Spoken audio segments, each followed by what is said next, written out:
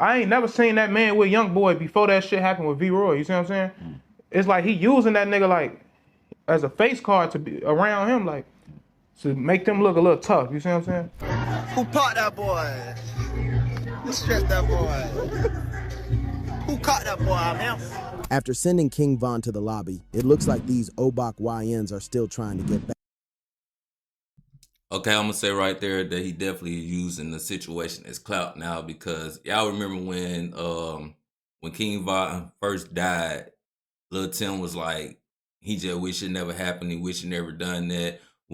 Quando Rondo was, apologizing and all those type of things, and all of a sudden, I feel, yeah, you is using it for a little bit of clout, but if it's gonna get you a bag, then I feel like in the rap game, it ain't no changing that, So therefore, at the end of the day, you feel me? You can't really blame this man for trying to use what he did in order to get some money off of it. Now people know his name.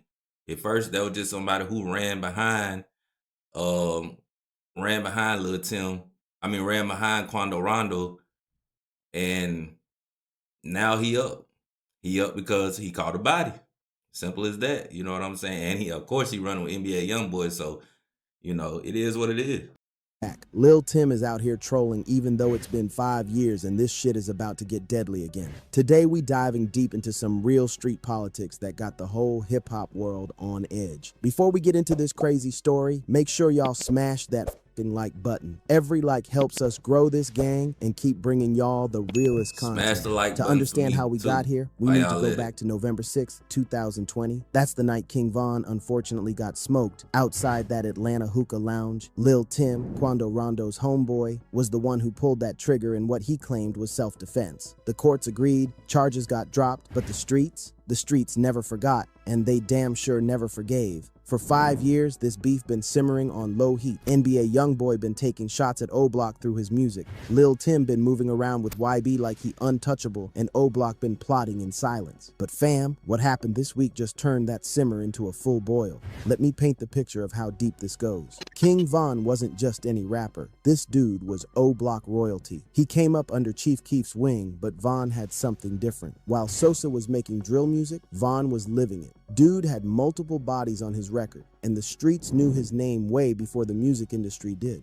When Von died, it wasn't just losing an artist. O-Block lost their general, their voice, their hope of making it out the trenches. Here's where it gets crazy. NBA YoungBoy just dropped this freestyle called Zero IQ, and this track is straight disrespectful to King Von's memory. But Lil Tim, this dude took it to another level. He hopped on TikTok, posted a video of himself vibing to the song, and started rapping along to the most disrespectful bars. The lyrics that got everybody heated: who popped that boy? I'm him. Who starched that boy? I'm him. Who popped that boy? Who stressed that boy? Who caught that boy, man? You got on that plate that hot smoking like that. This ain't no subliminal. Lil Tim. I ain't gonna hold y'all. Them guys behind them look like they ain't rocking with them like that. They look like they ain't rocking with them like that. Get in the comments, let me know if y'all know any of them people that are standing behind them. Cause to me, it look like they like, boy, we ain't even rocking with your ass like that. We ain't even locked in like that for real, for real. You know what I'm saying? You only here because of Quando Rondo. Quando Rondo is locked up right now. And at the end of the day, that's who really gave you the light. You know what I'm saying? You were just his entourage, his person to get on the stage and hype him up. You know what I'm saying? And you end up, you caught a body for him. So now, you got the light. But them people standing behind you when he flashed that camera on them, they ain't even do nothing. They ain't smile. They ain't get in there and start. They just looked at it like, bro, what you got me on camera for? We don't even rock with you like that. Let me know what y'all get, because they look like, pop him. Was straight up bragging about killing King Von on social media for the whole world to see. The audacity of this goofy is unmatched, for real. But here's what really got the streets talking: the timing. Lil Tim posted this TikTok on November 6th, 2025, the exact same date King Von died, but 5 years later. And get this, that same day, November 6th, 2025, Lil Tim's grandfather passed away. Same date, 5 years apart. The internet went absolutely crazy when people started connecting these dots. Now let me break down why this TikTok hit different than all the other disses. See, up until now, most of the shots been thrown through music, subliminals, metaphors, coded language that gave artists plausible deniability. But Lil Tim just threw all that out the window. He looked directly into that camera, rapped those bars word for word, and made sure everybody knew exactly what he was talking about. The video itself was calculated too. Tim wasn't just randomly vibing to the song, he was in what looked like a studio or professional setting, good lighting, clear audio. This wasn't no spontaneous moment. This was planned content designed to get maximum attention and disrespect. Now, Muna Aiki from O Block wasn't having none of this disrespect. This dude been one of the most vocal O Block members since Von passed, and he immediately took to social media to address Lil Tim directly. Iki called out Lil Tim for using King Von's death as a face card to stay relevant and questioned why he only started hanging around NBA Youngboy after the Von situation. I ain't never seen that man with Youngboy before that shit happened with V-Roy, you see what I'm saying? It's like he using that nigga like as a face card to be around him, like to make them look a little tough, you see what I'm saying? Okay. That's how I look at it, but I ain't really like. So if it was, so it ain't much I can say because I'm still I'm working on my way up and shit. You see what I'm saying? I ain't. sure. If my time gonna come, it's whatever. But it's just that shit, like that specific shit, like that. In that interview with FYBJ Maine that's been making rounds, Muna Iki broke it down real simple. I ain't never seen that man with Youngboy before that situation with Von happened. He using that like a face card to be around him to make them look a little tough. Ike wasn't just talking about the music either. He called out how Lil Tim been moving since the shooting, making songs about it, bragging on stage, acting like he's some type of street legend when, according to Ike, the police was involved, you got off, bro. It ain't like you did some street stuff and it's just left in the streets. Don't you like Lil Tim? Because do you understand the whole situation or what? I understand, but it's like, all right, you did what you did, okay. Because cool. I heard, not to cut you off, but I heard a lot of people from y'all side getting that, some people saying he did with like. But he'll do what any street nigga do if a nigga, he gotta defend his people. But it's like, all right, you did what you did, that's cool, all right, boom, the police was involved, you got off, bro. It ain't like you did some street shit and like, it's just left in the streets. That shit on some police shit too at the same time, you get what I'm saying? Like, niggas will do shit, like it's a difference from doing some street shit and the motherfucker know you did some street shit, right? And your name, you in the streets, like, your name ring or whatever. But you did some street shit, whatever, you claim, but the police was involved in that shit. But it's like, I don't like the way he go about it, like, how niggas be flexing and shit, like, don't act like you did some shit and just got away, like, off the chain, like, off that, like, bro, niggas ain't, like, it's some shit I can't even say, but it's like, I don't like how certain niggas be moving. But Ike's response went deeper than just calling out Tim's credibility. He questioned the whole narrative around that night in Atlanta. According to Ike and other O Block members, the situation was... Time out, bro. He said he don't like how people be moving.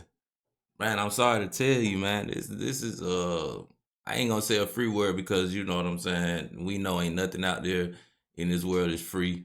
We know freedom of speech is definitely getting pulled out the game right now because as y'all can tell and as y'all know, they is locking people up for lyrics, rap lyrics, and things like that. So freedom of speech out the window. Ain't nothing free in this world, but you cannot stop people from being who they want to be or who they is.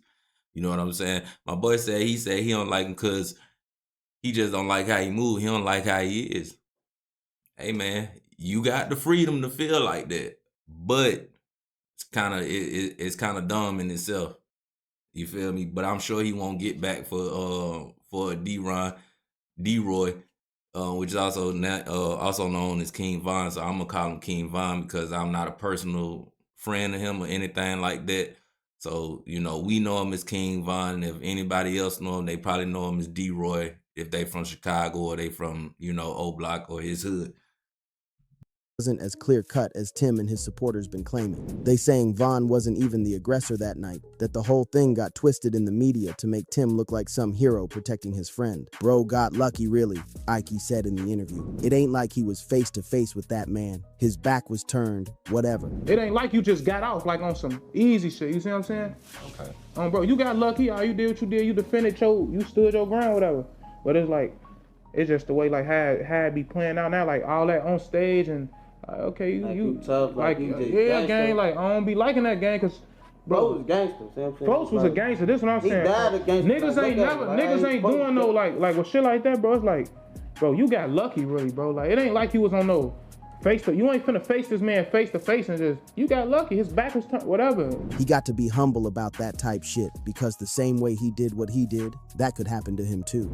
He got to be humble, gang. You see what I'm saying? I feel like he ain't humble about that shit, like, cause the same way like you did what you did, that shit could happen to you too, gang. Like, Let me break down the real tea about this beef, because it goes way deeper than just one shooting. This whole situation started because King Von and his crew rolled up on Quando Rondo outside that Atlanta hookah spot. Von was known for his street reputation. Dude had multiple bodies under his belt and wasn't backing down from nobody. But here's what people don't understand about Lil Tim. According to Munna Ike and other O Block members, Tim wasn't no street dude before this situation. He was just Quando's homeboy who happened to be strapped that night. When Von and his crew approached Quando, Tim saw his man's in danger and did what any loyal friend would do. He protected him. The problem is what happened after. Instead of staying quiet and moving smart, Lil Tim started using that situation to build a reputation. He linked up with NBA YoungBoy, started making music about it, and been riding that wave ever since. That's what got O Block heated. Not just that he killed Von, but how he been moving since. Now let's talk about the NBA YoungBoy connection, because this is where the politics get real messy. YoungBoy and Lil Durk been beefing for years, way before the Von situation. When Tim killed Von, it gave YB the perfect weapon to use against Durk and O Block. Suddenly, Tim went from being a nobody to being YoungBoy's right-hand man on tour. Ike pointed this out in his interview. I seen Quando Rondo with him before, that's cool, but Tim? Nah, that man using that situation as a face card to be around YoungBoy and make them look tough. The street politics here are complex. Quando Rondo been signed to YoungBoy's 4KT label, and him and YB got a relationship that goes back years. But Tim was just Quando's homeboy from Savannah, who got thrust into the spotlight because of one night in Atlanta. What happened after that TikTok dropped was pure chaos. Within hours, the video had millions of views and thousands of comments. Von fans flooded the comment section with threats and disses, while YB fans defended Tim's right to speak his truth. But it wasn't just random fans getting involved. O Block members started posting their own responses across Instagram, Twitter, and TikTok.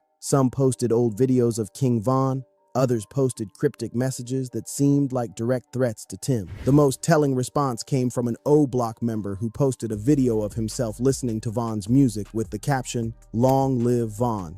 We ain't forget nothing." The message was clear. O Block still considers this an open case, regardless of what the courts decided. Meanwhile, NBA YoungBoy's camp been quiet about the whole situation. YB himself hasn't directly responded to the O Block threats, but sources close to him say he's been increasing security around Tim and the rest of his crew. Now let's talk about this November 6th situation, because this is where things get really spooky. King Von died on November 6th, 2020. At approximately 2:22 a.m. outside the Monaco Hookah Lounge in Atlanta. 5 years later, on November 6, 2025, Lil Tim's grandfather passed away. The internet immediately started connecting dots. Von fans been saying this is proof that their mans reached out from the afterlife to get some type of justice. They pointing to the fact that Tim posted that disrespectful TikTok on the same day his grandfather died, calling it cosmic justice and Von's revenge. Tim's supporters been trying to downplay the connection, saying it's just a coincidence and that people are reading too much into it. But the timing is undeniably eerie, especially considering how calculated Tim's been with his social media presence. Some people been digging even deeper, pointing out that Tim's grandfather was reportedly the one who raised him after his parents weren't in the picture. Losing his grandfather on the same date he killed Von has people thinking there's some type of spiritual balance being restored. The response from Chicago's streets been swift and intense. Multiple O Block affiliates been posting cryptic messages that seem like direct threats to Tim. Some been posting old videos of King Von with captions like "We still here" and "Justice coming." But it's not just O Block. Other Chicago drill rappers who were close to Von been speaking out too. FBG Ducks people, despite their own beef with O-Block, been showing support for Von's memory and calling out Tim's disrespect. The situation got so heated that some venues been canceling NBA YoungBoy shows out of security concerns. Promoters don't want to deal with the potential violence that could come from O-Block members trying to get at Tim during a performance. The response to Lil Tim's TikTok been swift and brutal. O-Block members been flooding social media with threats and disses. The comments under that TikTok turned into a war zone, with Von fans and YB fans going at each other's throats. But it's not just social media beef. According to sources close to the situation, O-Block been actively looking for Lil Tim. They feel like he been hiding behind NBA YoungBoy's security and fame, and they want that one-on-one smoke. Law enforcement been monitoring the situation too. Atlanta police reportedly increased patrols around areas where NBA YoungBoy and his crew been known to frequent. They don't want another incident like the one that took Von's life. The music industry been watching this situation closely too. Record labels been having conversations about artist safety and whether it's worth the risk to keep artists who are involved in active beefs. Some industry insiders been saying that Tim's TikTok might have crossed a line that even the music business won't tolerate. This situation shows how social media done changed the game completely. Back in the day, if you had beef, you handled it in the streets and kept your mouth shut. Now dudes posting TikToks bragging about bodies and wondering why people want them dead. Lil Tim could have stayed quiet, collected his money from the YB Association, and lived his life. Instead, he chose to keep poking the bear, and now that bear is ready to bite back. O-Block ain't the type to let disrespect slide, especially when it comes to King Von's memory. The crazy part is this beef probably never gonna end. Von's death created a cycle of violence that's been going for 5 years now, and every time somebody thinks it's cooling down, something like this TikTok happens and reignites everything. This also highlights the broader issue of how drill music and street beef been consuming young black men. Von was just 26 when he died. Tim is still young too. These dudes could be building businesses, raising families, making positive impacts in their communities. Instead, they caught up in cycles of violence that started before they were even born. At the end of the day, this whole situation is tragic, fam. King Von was a talented artist who could have changed his life if he stayed out the streets. Lil Tim was just protecting his friend, but now he got a target on his back forever. And O-Block members like Muna Aiki feel like they gotta defend their fallen soldier's honor. The November 6th connection might be coincidence, might be something deeper. I'll let y'all decide that. Yeah, that's some truth right there, man. At the end of the day, man, a lot of these wars that's going on, man, started before these people's times. O-Block, which is BD gang, LBG Duck, which is GDs. Yeah, man, this was going on way before their time. Now, as far as NBA YoungBoy, 4K Trey, I think they kind of knew, right? That's a gang that was actually brought up, or organization that was brought up, in their time.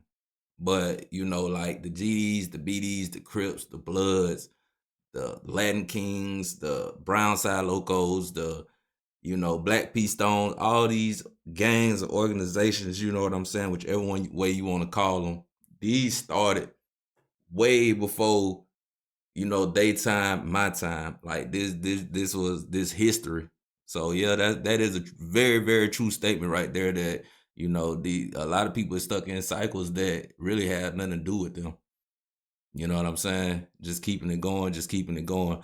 But yeah, man, I don't know, Lil Tim, man, he definitely using this, I feel, as a light, and y'all get in the comments, man, if y'all think that Lil Tim time is coming, or if y'all think he's straight, or y'all think, this just, some made up type of stuff, which we know it ain't. We know it ain't made up because they do got beef.